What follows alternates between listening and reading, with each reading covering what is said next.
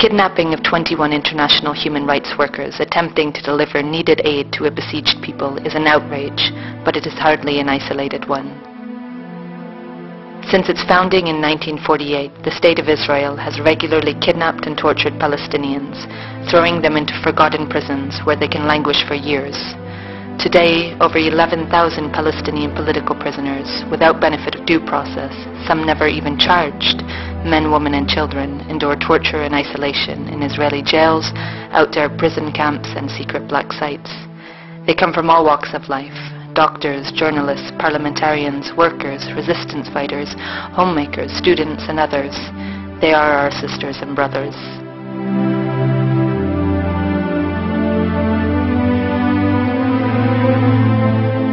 The Gaza Strip is one of the most densely populated places on the planet. A 25-mile-long, narrow coastal plain wedged between Israel and Egypt, Gaza is home to 1.5 million Palestinians, over half of them children.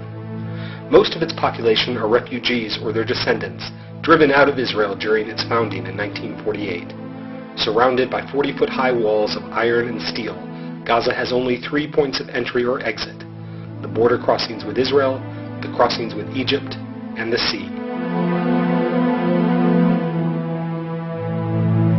Israel has occupied Gaza since 1967, maintaining complete control over Gaza's airspace and territorial waters, imports and exports, and travel into or out of the territory.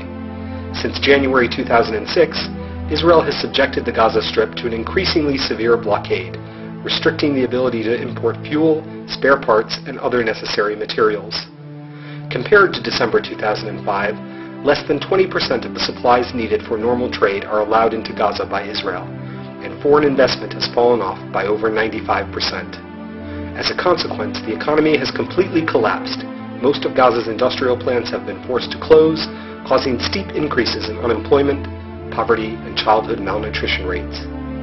In December 2008, Israel broke a ceasefire with Gaza and began a 3-week campaign of bombings, home invasions, and general destruction. During the massacre, homes, schools, mosques, and UN centers were all attacked by Israel. 13 Israelis, including 4 Israeli civilians, lost their lives, while over 1,300 Palestinian men, women, and children were slaughtered.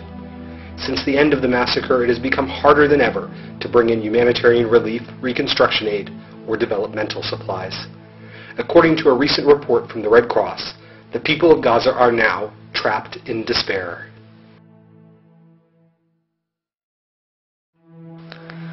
On June 30th, 2009, Israeli occupation forces forcibly boarded the Free Gaza boat Spirit of Humanity and kidnapped 21 human rights workers and journalists, including Nobel laureate Mairead Maguire and former U.S. Congresswoman Cynthia McKinney.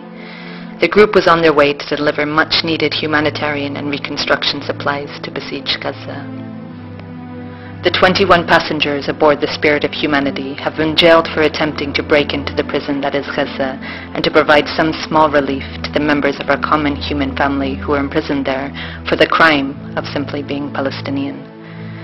The siege of Gaza continues, and the humanitarian conditions of the 1.5 million human beings illegally incarcerated in Gaza is now at its worst point in the last 40 years of Israeli occupation.